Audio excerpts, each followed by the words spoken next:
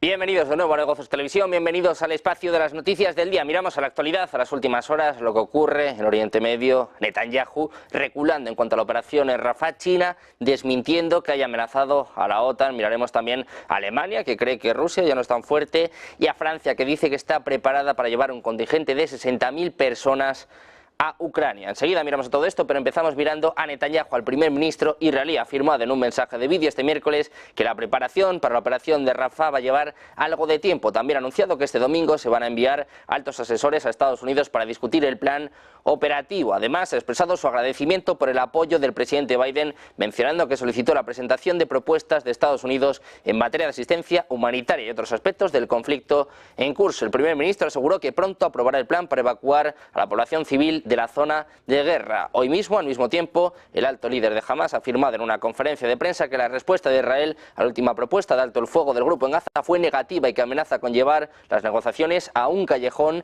sin salida. Miramos a Estados Unidos. El secretario de Estado estadounidense Antony Blinken va a visitar Israel este viernes durante su sexta gira por Oriente Medio desde el comienzo de la guerra en Gaza, es lo que informa la CNN este miércoles citando a un funcionario israelí. Además informó de que el secretario de Defensa estadounidense Lloyd Austin va a reunirse con el ministro de Defensa israelí Yoav Gallant en el Pentágono la próxima semana. Esto llega además en un momento de relaciones tensas entre Israel y Estados Unidos por la operación planteada en Rafah, una operación que Estados Unidos ya está avisando que necesita de un plan implementable que tiene que dar el visto bueno, en este caso por parte de Estados Unidos. Miramos ahora a Corea del Sur. Está realizando ejercicios conjuntos junto a Estados Unidos, en concreto de vadeado de ríos cerca de la frontera norcoreana, es lo que informa la agencia Yonhap. Dice que Corea del Sur y Estados Unidos están realizando ejercicios de cruce de ríos cerca de la frontera con Corea del Norte para mejorar la interoperabilidad de sus tropas. Los simulacros se centran asimismo en establecer métodos operativos para los equipos militares combinados. Las maniobras conjuntas están en marcha desde el 11 de marzo y durarán 2 semanas, según informa esta publicación. Miramos ahora a Irlanda. Su primer ministro, Leo Varadkar, ha confirmado este miércoles que va a presentar su dimisión al frente del gobierno de coalición de Dublín y como líder del Partido Demócrata Cristiano de Fine Gael. La decisión la ha tomado después de reunirse hoy con su Consejo de Ministros y 2 semanas después de la sorprendente derrota de la propuesta del Ejecutivo en 2 referéndums encaminados a modernizar el concepto de familia y el papel de la mujer en la sociedad. El dirigente conservador de 45 años tomó las riendas del gobierno en diciembre de 2022, después de 2 años como viceprimer ministro en el Ejecutivo de coalición con Fianna Fáil y el Partido Verde. Miramos ahora a China. Dice que es falso que haya amenazado a la OTAN con intervenir en el caso de que ataquen a Rusia. Es falso que un portavoz del Ministerio de Defensa chino haya declarado que Pekín está preparado para intervenir militarmente si Estados Unidos o la OTAN atacan a Rusia, como han asegurado mensajes difundidos en redes sociales en plena escalada de tensión en el panorama internacional. Mensajes en distintas redes sociales aseguraban que un funcionario del gobierno chino había declarado que su país estaba preparado para intervenir militarmente en cualquier lugar si Estados Unidos o la OTAN atacan a Rusia. El mensaje, que se ha hecho viral en las redes sociales, en Facebook, en X, decía: aviso urgente, China da un ultimátum a la OTAN y a Occidente.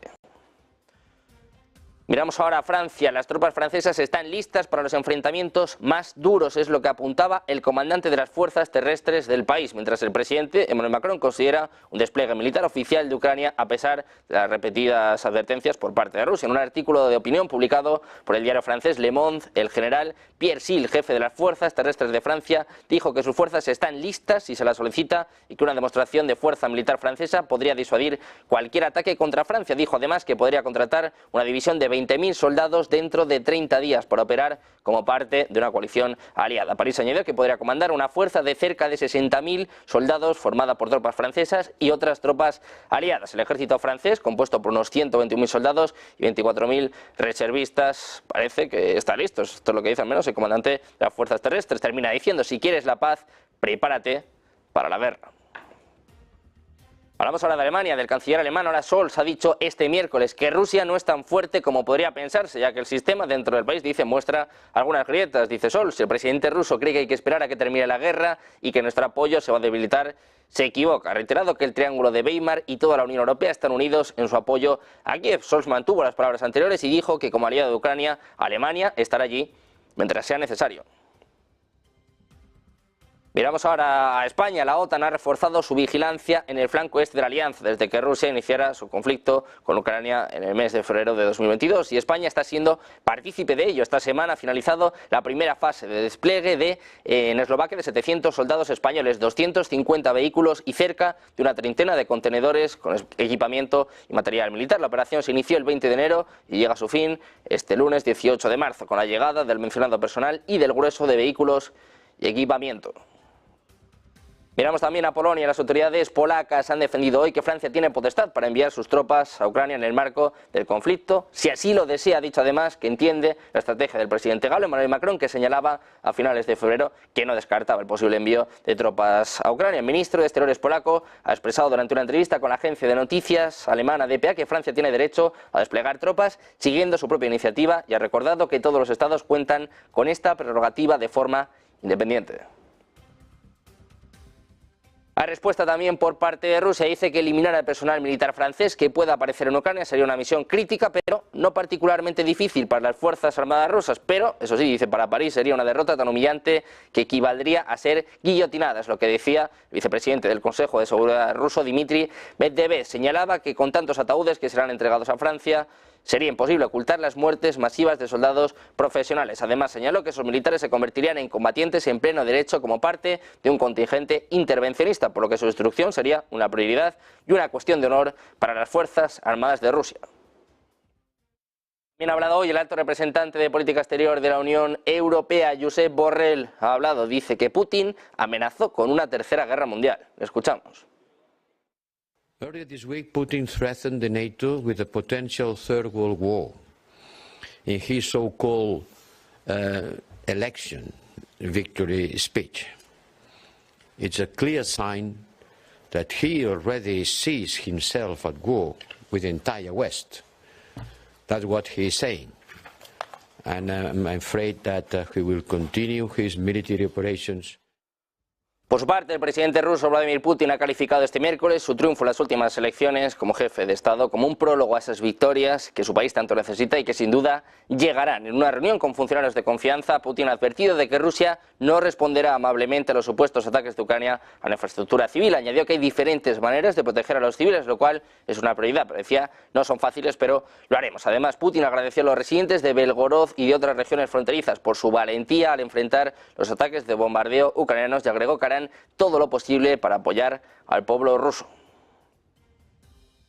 Miramos ahora el aviso de la ONU. Dice que Rusia crea un clima de miedo en las zonas ocupadas de Ucrania, donde sus fuerzas llevan a cabo detenciones arbitrarias, tortura e intentan suprimir la identidad ucraniana, sobre todo entre los niños. Es lo que anunciaba la ONU en un informe publicado este miércoles. Dice literalmente, Rusia crea un clima de miedo constante en las zonas ocupadas de Ucrania, cometiendo violaciones a gran escala del derecho internacional humanitario y de los derechos humanos. Es lo que muestra el informe citado en un comunicado del Alto Comisionado de Derechos Humanos de las Naciones Unidas y basado en 2.300 entrevistas con víctimas y testigos. Termina diciendo, Rusia impone la lengua, la ciudadanía, las leyes, el sistema judicial y los programas educativos rusos al mismo tiempo que suprime las expresiones de la cultura y la identidad ucranianas.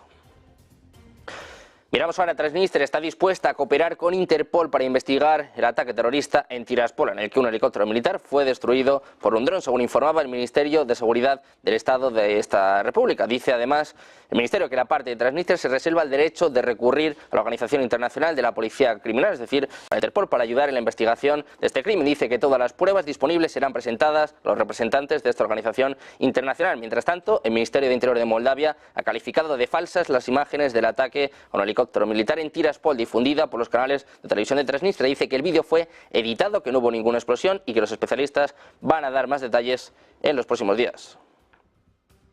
Hablamos ahora de Ucrania, que disparó un misil Patriot contra Rusia en medio de una andanada de ataques transfronterizos durante la noche, según apunta a Moscú. El Ministerio de Defensa ruso dijo que unidades de defensa aérea habían interceptado una docena de cohetes y misiles sobre Belgorod a eso de las 10 de la noche de este martes. Poco después anunció que había había interceptado 2 misiles más, incluido un Patriot de fabricación estadounidense sobre la región de Kursk. También se derribaron drones en zonas más profundas de Rusia, en la región de Saratov. Seguimos mirando Ucrania. Las fuerzas ucranianas intentaron atacar una planta nuclear rusa en la región fronteriza de Kursk con al menos 5 drones kamikazes y un misil S-200, según informes de los medios locales. Los drones y misiles que apuntaban a la central nuclear de Kurchatov fueron derribados por sistemas de defensa aerorrusos, pero los escombros que cayeron dañaron una subestación que suministra energía a al menos 7 calles en la región de Kursk, según informaba este miércoles el canal de Telegram Más. La central nuclear está situada a unos 40 kilómetros al oeste de la ciudad de Kursk y a unos 110 kilómetros de la frontera con Ucrania. Hablamos ahora del presidente ucraniano, de Volodymyr Zelensky, y también del primer ministro, Denis Shmyhal. En una entrevista con Bloomberg dice que las autoridades ucranianas solo van a tener ayuda financiera para los próximos 6 meses. Solo va a durar, dice, el primer semestre del año. Decía, en términos financieros, tenemos un programa a gran escala del FMI para 4 años. Tenemos el programa de Ucrania, de la Unión Europea, para 4 años. El apoyo de otros países del G7 y socios como Noruega, Países Bajos o Japón, a lo que nos ayuda mucho y nos permite sobrevivir en el primer semestre del año. Para el segundo, contamos con el apoyo estadounidense. Dice, lo necesitamos para cubrir nuestro déficit presupuestario. Miramos ahora a Suecia, que no ve ninguna razón para desplegar armas nucleares o bases permanentes de la OTAN en su territorio en tiempo de paz. Es lo que ha dicho el ministro de Asuntos Exteriores, Tobias Billström, en el Parlamento, en una declaración de política exterior tras el acceso de Suecia a la OTAN. Con un amplio apoyo en el Riksdag, es decir, en el Parlamento sueco, ha solicitado unirse a la OTAN sin reservas. Dice, esta postura sigue siendo firme, pero como los demás países nórdicos, no hay razón para tener armas nucleares o bases permanentes en territorio sueco en tiempos de paz. Dijo además que Suecia va a salvaguardar y promover la cooperación transatlántica, trabajando para un compromiso continuo de Estados Unidos en Europa y contribuyendo a la seguridad de la OTAN en su conjunto, de acuerdo con el enfoque de 360 grados de la alianza.